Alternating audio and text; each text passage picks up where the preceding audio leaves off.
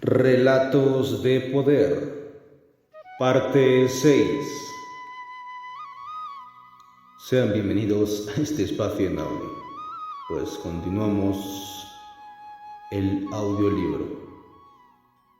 Estamos en el capítulo 5 de la segunda parte del libro, El Tonal y el Nahual. Capítulo 5.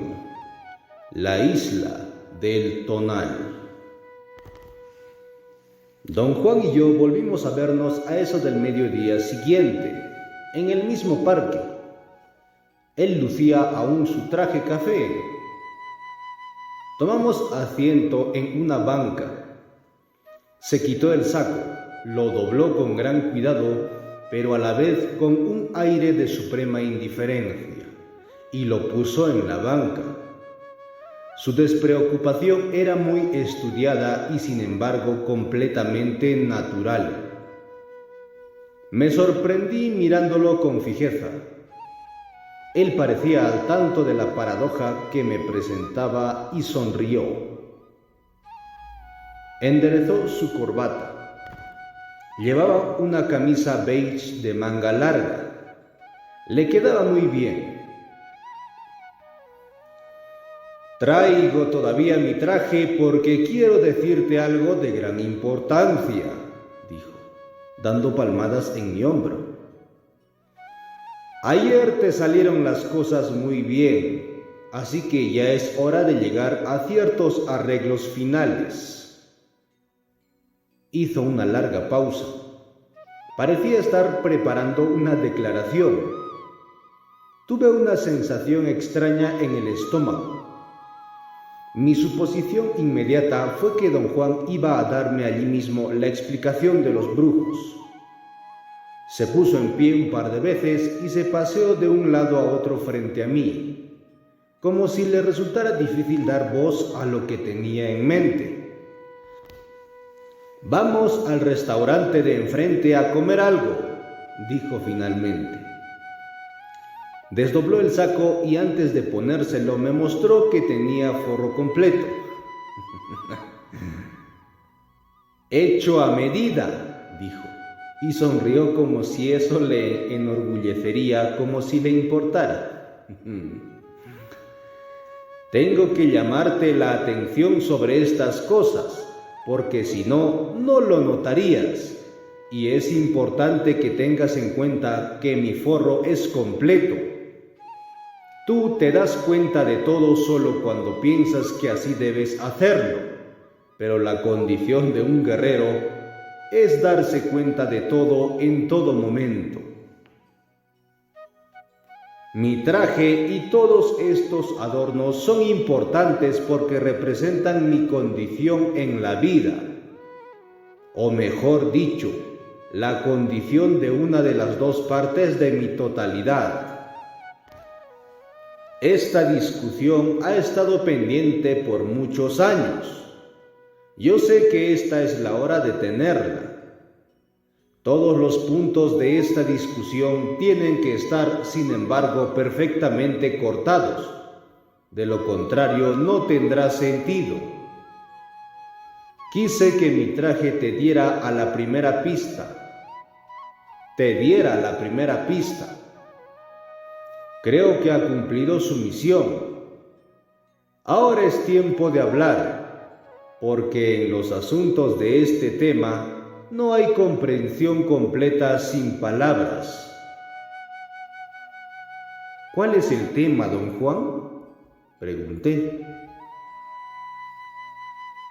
La totalidad de uno mismo. Se puso en pie abruptamente y me guió a un restaurante en un gran hotel al otro lado de la calle. Una recepcionista con cara de pocos amigos nos dio una mesa dentro, en un rincón ciego. Obviamente los lugares preferentes estaban cerca de las ventanas. Dije a don Juan que la mujer me recordaba a otra encargada en un restaurante de Arizona donde él y yo comimos una vez, la cual nos preguntó antes de darnos el menú si teníamos dinero suficiente para pagar. Es muy natural lo que le pasa a esta pobre mujer, dijo don Juan como simpatizando con ella. Los chicanos no le caen bien, así como a la otra. Río suavemente. 2 o 3 personas en las mesas adyacentes volvieron la cabeza y nos miraron. Don Juan dijo que sin saberlo, o quizá incluso contra sus propias intenciones, la recepcionista nos había dado la mejor mesa en todo el local. Una mesa donde podíamos hablar y yo podía escribir hasta hartarme. Acababa de sacar del bolsillo mi bloc de notas y de ponerlo en la mesa, cuando de pronto el mesero se cirnió sobre nosotros. También parecía de mal humor. Nos miraba con aire de reto. Don Juan procedió a ordenar una comida muy complicada. Pedía sin ver el menú como si lo conociese de memoria. Yo me hallaba desconcertado. La aparición del mesero fue inesperada y no me dio tiempo de leer el menú, de modo que le dije que me trajera lo mismo. «Te apuesto a que no tiene lo que le ordené», me susurró don Juan al oído. Estiró brazos y piernas y me indicó relajarme y ponerme cómodo porque la comida tardaría eternidades. «Estás en cierto trecho del camino, muy agudo y peligroso. Quizás esta sea la última encrucijada y también quizá la más difícil de entender. Algunas de las cosas que te voy a señalar hoy probablemente nunca serán claras. De todos modos, no se supone que sean claras. Con que no te preocupes ni te desalientes. Todos nosotros somos una bola de idiotas cuando entramos en el mundo de la brujería, y entrar en ese mundo no nos garantiza en ningún sentido que cambiaremos. Algunos seguimos idiotas hasta el fin.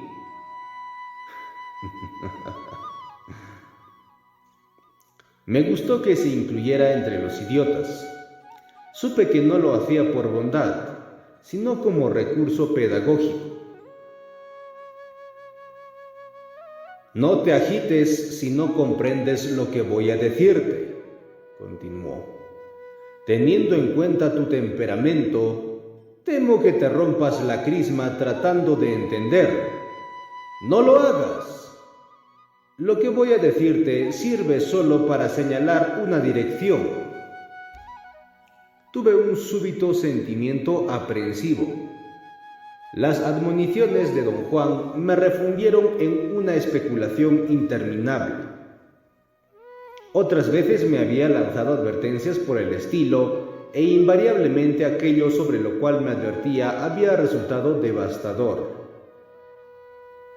«Me pongo muy nervioso cuando usted habla así», dije. «Ya sé», repuso calmadamente. «Trato a propósito de tenerte alerta. Necesito tu atención, toda tu atención». Hizo una pausa y me miró. Reí nervioso, involuntariamente. Supe que don Juan quería estirar al máximo las posibilidades dramáticas de la situación. «No te digo todo esto por crear un efecto», dijo como si leyera mis pensamientos. «Simplemente te estoy dando tiempo de hacer los ajustes del caso». En ese instante, el mesero se detuvo a nuestro lado para anunciar que no tenían lo que habíamos ordenado. Don Juan rió en alta voz y pidió tortillas y frijoles. El mesero torció despectivamente la boca y dijo que no servían eso. Sugirió filete o pollo. Optamos por una sopa. Comimos en silencio. No me gustó la sopa, ni pude terminarla, pero don Juan vació su propio plato. Me he puesto mi traje, dijo de repente, para hablarte de algo que ya conoces pero que necesita aclararse si va a ser efectivo. He esperado hasta ahora porque Genaro siente que no solo debes estar dispuesto a emprender el camino del conocimiento, sino que tus esfuerzos por sí mismos deben ser lo bastante impecables para hacerte digno de tal conocimiento. Te has portado muy bien. Ahora te diré cuál es la explicación de los brujos. Hizo una nueva pausa. Se frotó las mejillas y jugó con su lengua dentro de la boca, como si le palpara los dientes.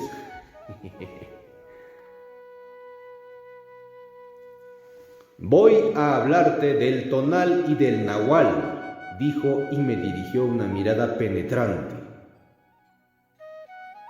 Esta era la primera vez que usaba esos dos términos en mi presencia. Yo tenía una vaga familiaridad con ellos, gracias a la literatura antropológica sobre las culturas de México Central. Sabía que el tonal era, según la creencia, una especie de espíritu guardián, generalmente un animal, que el niño obtenía al nacer y con el cual tenía lazos íntimos por el resto de su vida. Nahual era el nombre dado al animal en que los brujos supuestamente podían transformarse o al brujo que efectuaba tal transformación. Este es mi tonal, dijo don Juan, frotándose las manos en el pecho. ¿Su traje? No, mi persona. Se golpeó el pecho y los muslos y los flancos del costillar. Mi tonal es todo. Explicó que cada ser humano tenía dos facetas, dos entidades distintas, dos contrapartes que entraban en funciones en el instante del nacimiento. Una se llamaba tonal y la otra nahual. Le dije lo que los antropólogos sabían acerca de ambos conceptos. Me dejó hablar sin interrumpirme. Bueno, lo que fuera que sepas del tonal y el nahual es pura tontería, dijo. Yo me baso para decir esto en el hecho de que habría sido imposible que alguien te hablara antes de lo que yo te estoy diciendo acerca del tonal y del nahual. Cualquier idiota se podría dar cuenta de que no sabes nada, porque para conocer al tonal y al nahual tendrías que ser brujo, y no lo eres. O habrías tenido que hablar de ellos con un brujo y no lo has hecho. Con que olvídate o tira de lado todo cuanto has oído antes. Nada de eso se puede aplicar. Era solo un comentario, dije. Alzó las cejas en un gesto cómico. Tus comentarios no tienen cabida hoy, dijo. Esta vez necesito tu atención completa, puesto que te voy a presentar al tonal y al nahual. Los brujos tienen un interés único y especial en ese conocimiento. Yo diría que el tonal y el nahual están en el reino exclusivo de los hombres de conocimiento. En tu caso, esta es la tapa que cierra todo cuanto te he enseñado. De allí que he esperado hasta ahora para hablarte de esto. El tonal no es el animal que custodia a una persona. Yo más bien diría que es un guardián que puede representarse como animal. Pero eso no es lo importante. Sonrió y me guiñó un ojo. Ahora estoy usando tus palabras, dijo. El tonal es la persona social. Rió, supongo que al ver mi desconcierto. El tonal es, y con derecho, un protector, un guardián que la mayoría de las veces se transforma en guardia. Jugueteé con mi cuaderno. Trataba de prestar atención a lo que don Juan decía. Él rió y remedó mis movimientos nerviosos. El tonal es el organizador del mundo, prosiguió. Quizá la mejor forma de describir su obra monumental es decir que en sus hombros descansa la tarea de poner en orden el caos del mundo. No es un absurdo sostener, como lo hacen los brujos, que todo cuanto sabemos y hacemos como hombres es obra del tonal. En este momento, por ejemplo, lo que se ocupa de dar sentido a nuestra conversación es tu tonal. Sin él, solo habría sonidos raros y muecas y no comprenderías nada de lo que te digo. Yo diría, pues, que el tonal es un guardián que protege algo muy, pero muy valioso, nuestro mismo ser. Por lo tanto, una cualidad nata del tonal es la de ser astuto y celoso con su obra. Y como lo que hace es efectivamente la parte más importante de nuestras vidas, no es de nada extraño que al fin y al cabo se convierta en cada uno de nosotros de guardián en guardia. Se detuvo y me preguntó si comprendía. Maquinalmente asentí con la cabeza. Y él sonrió con aire de incredulidad. Un guardián es magnánimo y comprensivo, explicó. Un guardia, en cambio, es un vigilante intolerante y por lo siempre un déspota. Yo diría que en todos nosotros el tonal se ha hecho un guardia insoportable y déspota, cuando debería ser un guardián magnánimo. Yo definitivamente no seguía el hilo de su explicación. Oía y escribía cada palabra, y sin embargo parecía hallarme atorado en algún diálogo interno por mi propia cuenta. Me resulta difícil captar su idea, dije. Si no te enredas en hablar contigo mismo, no tendrías líos, dijo él en tono cortante.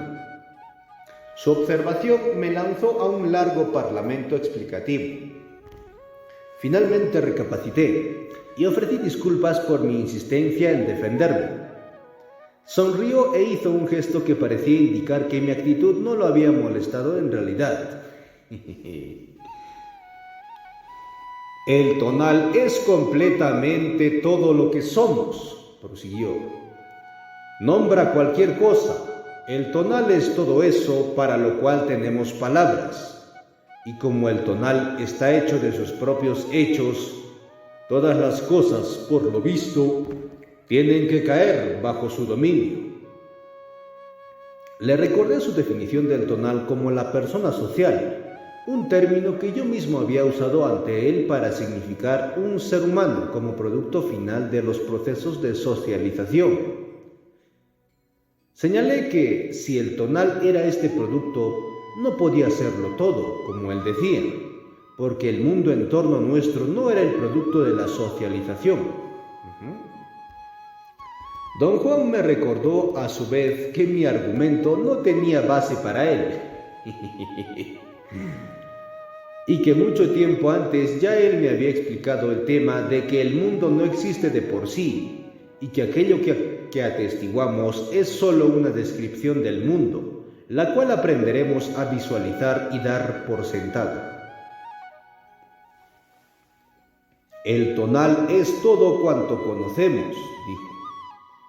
Yo creo que esto, por sí solo es razón suficiente para que el tonal sea un asunto tan imponente.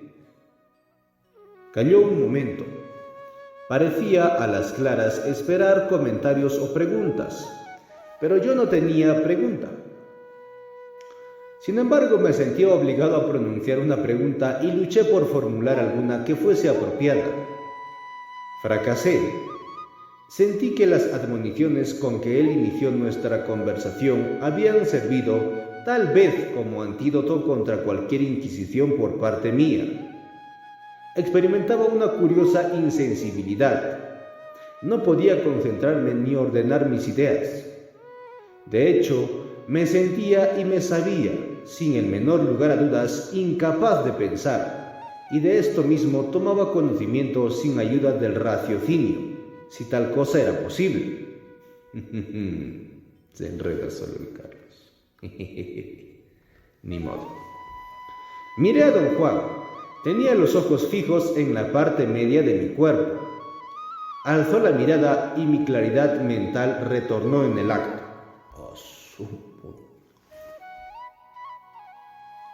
El tonal es todo cuanto conocemos, repitió lentamente.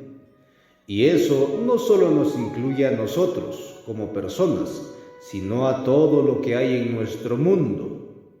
Puede decirse que el tonal es todo cuanto salta a la vista. Lo empezamos a cuidar desde el momento de nacer. Es el momento en que tomamos la primera bocanada de aire. También ese mismo aire es poder para el tonal. Así que es muy apropiado decir que el tonal de un ser humano está ligado íntimamente a su nacimiento.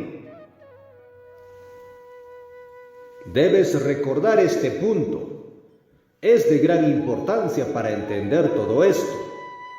El tonal empieza en el nacimiento y acaba en la muerte.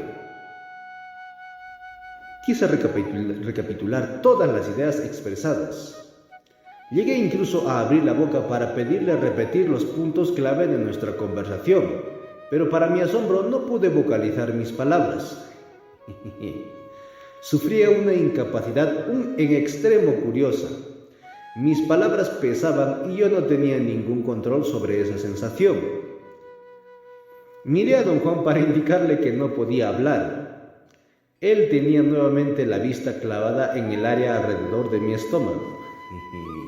Don Juan ejercía un poder sobre el chango. Alzó los ojos y preguntó cómo me sentía. Las palabras fluyeron de mi boca como si algo me hubiera destapado. Le dije que había tenido la peculiar sensación de no poder hablar ni pensar, pese a que mis ideas eran claras como el cristal. ¿Tus ideas eran claras como el cristal?, prosiguió. Me di cuenta entonces de que la claridad no había correspondido a mis ideas, sino a mi percepción del mundo. ¿Me está usted haciendo algo, don Juan?, pregunté. Estoy tratando de convencerte de que tus comentarios no son necesarios, dijo y rió. ¿O sea que usted no quiere que yo haga preguntas? No. Pregunta lo que quieras, pero no dejes que tu atención vacile. Hube de admitir que la inmensidad del tema me había distraído. Todavía no puedo entender, don Juan, lo que quiso decir con la frase de que el tonal es todo, dije tras una pausa momentánea.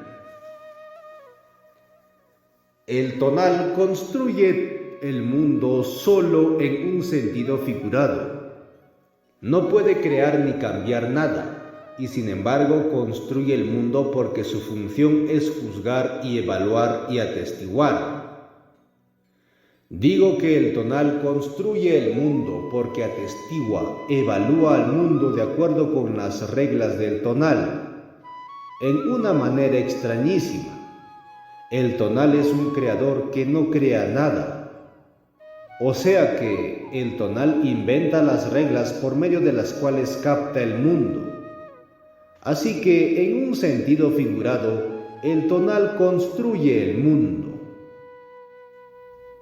Tarareó una melodía popular, golpeando con los dedos un lado de su silla para llevar el ritmo. Sus ojos brillaban, parecían centellear. Chasqueó la lengua meneando la cabeza.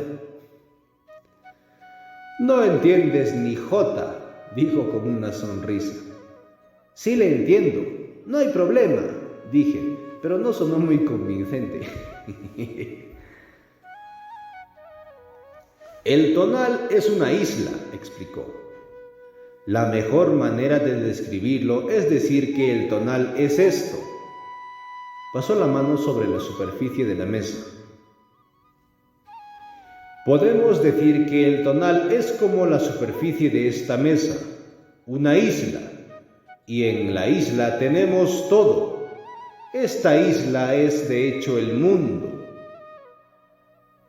Hay un tonal que es personalmente para cada uno de nosotros, y hay otro que es colectivo para todos nosotros en cualquier momento dado, al cual llamamos el tonal de los tiempos». Señaló las hileras de mesas en el restaurante.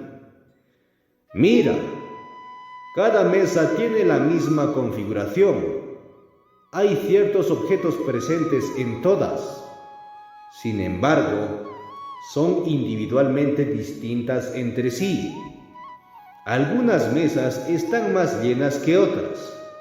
Tienen diferente comida, diferentes platos, diferente atmósfera. Pero tenemos que admitir que todas las mesas en este restaurante son muy semejantes. Lo mismo pasa con el tonal. Podemos decir que el tonal de los tiempos es lo que nos hace semejantes, en la misma forma en que hace semejantes todas las mesas en este restaurante. No obstante, cada mesa por separado es un caso individual, lo mismo que el tono personal de cada uno de nosotros. Pero el factor importante que debemos de tener en cuenta es que todo cuanto conocemos de nosotros mismos y de nuestro mundo está en la isla del tonal. ¿Ves lo que quiero decir? Si el tonal es todo cuanto conocemos de nosotros mismos y de nuestro mundo, ¿qué es entonces el nahual? El nahual es la parte de nosotros mismos con la cual nunca tratamos. ¿Cómo dijo usted? El nahual es la parte de nosotros para la cual no hay descripción, ni palabras, ni nombres, ni sensaciones, ni conocimiento. Esa es una contradicción, don Juan. En mi opinión, si no puede sentirse, ni describirse, ni nombrarse, no puede existir. Es una contradicción nada más en tu opinión. Ya te lo advertí. No te rompas la crisma tratando de entender esto. ¿Diría usted que el nahual es la mente? No. La mente es un objeto encima de la mesa. La mente es parte del tonal. Digamos que la mente es la salsa picante. Tomó una botella de salsa y la puso frente a mí. ¿Es el nahual el alma?, pregunté. No, el alma también está en la mesa. Digamos que el alma es el cenicero. ¿Es el nahual los pensamientos? No, los pensamientos también están en la mesa. Los pensamientos son como los cubiertos. Cogió un tenedor y lo puso junto a la salsa y el cenicero. ¿Es un estado de gracia el cielo? Tampoco es eso. Eso, sea lo que fuera, también es parte del tonal. Es, digamos, la servilleta. Seguí proponiendo formas de describir aquello a lo que él aludía: intelecto puro, la psique, energía, fuerza vital, inmortalidad, principio vital, etc., etc. Por cada cosa que yo nombraba, él hallaba en la mesa un objeto que servía de contraparte y lo ponía frente a mí, hasta que todo cuanto había en la mesa quedó apilado en un montón. Don Juan parecía disfrutar enormidades, soltaba risitas y se frotaba las manos cada vez que yo nombraba otra posibilidad. ¿Es el Nahual el ser supremo, el omnipotente, Dios?, pregunté. No, Dios también está en la mesa. Digamos que Dios es el mantel. Hizo en broma el gesto de jalar el mantel para amontonarlo con los objetos que había puesto frente a mí. Pero dice usted que Dios no existe. No, no dije eso. Solo dije que el Nahual no era Dios, porque Dios es un objeto de nuestro tonal personal y del tonal de los tiempos. El tonal es, como ya dije, todo lo que creemos que es parte del mundo, incluyendo a Dios, por supuesto. Dios no tiene otra importancia que la de ser parte del tonal de nuestro tiempo. Según yo lo entiendo, don Juan, Dios es todo. ¿No estamos hablando de lo mismo? No. Dios es solamente todo aquello en lo que puedes pensar. Por eso, propiamente hablando, Dios no es sino otro objeto en la isla. Dios no puede ser visto cuando uno quiere, solo podemos hablar de él. En cambio, el Nahual está al servicio del guerrero. Puede ser visto, pero no se puede hablar de él. Si el Nahual no es ninguna de las cosas que he mencionado, dije, quizá pueda usted decirme el sitio donde se encuentra. ¿Dónde está? Don Juan hizo un amplio ademán y señaló el área más allá de los confines de la mesa.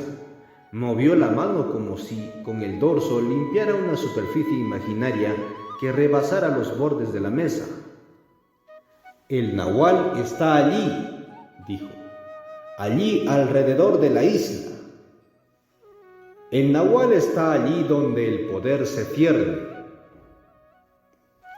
Desde el momento de nacer sentimos que hay dos partes en nosotros. A la hora de nacer y luego por algún tiempo después, uno es todo Nahual. En ese entonces, nosotros sentimos que para funcionar necesitamos una contraparte a lo que tenemos. Nos falta el tonal y eso nos da desde el principio el sentimiento de no estar completos. A esas alturas, el tonal empieza a desarrollarse y llega a tener una importancia tan absoluta para nuestro funcionamiento que opaca el brillo del Nahual. Lo avasalla, y así nos volvemos todo tonal. Desde el momento en que uno se vuelve todo tonal, no hacemos otra cosa sino aumentar esa vieja sensación de estar incompletos, esa sensación que nos acompaña desde el momento de nacer y que nos dice constantemente que hay otra parte de nosotros que nos haría íntegros. A partir del momento en que somos todo tonal, empezamos a hacer pares. Sentimos nuestros dos lados, pero siempre los representamos como objetos del tonal. Decimos que nuestras dos partes son el alma y el cuerpo, o la mente y la materia, o el bien y el mal, Dios y Satanás. Nunca nos damos cuenta, sin embargo, de que solo estamos haciendo parejas con las cosas de la isla, algo muy semejante a hacer parejas con café y té, o pan y tortillas, o chile y mostaza. Somos de verdad animales raros. Nos creemos tanto y en nuestra locura creemos tener perfecto sentido. Don Juan se puso en pie y me apostrofó como un orador. Me señaló con el índice e hizo temblar su cabeza. El hombre no se mueve entre el bien y el mal, dijo en un tono hilarantemente retórico, tomando el salero y el pimentero en ambas manos. Su verdadero movimiento es entre lo negativo y lo positivo. Dejó la sal y la pimienta y cogió un tenedor y un cuchillo. Lo dicho es un error. No hay movimiento ninguno. Continuó como si se respondiera a sí mismo. El hombre es solo mente. Cogió la botella de salsa y la puso en alto. Luego la dejó.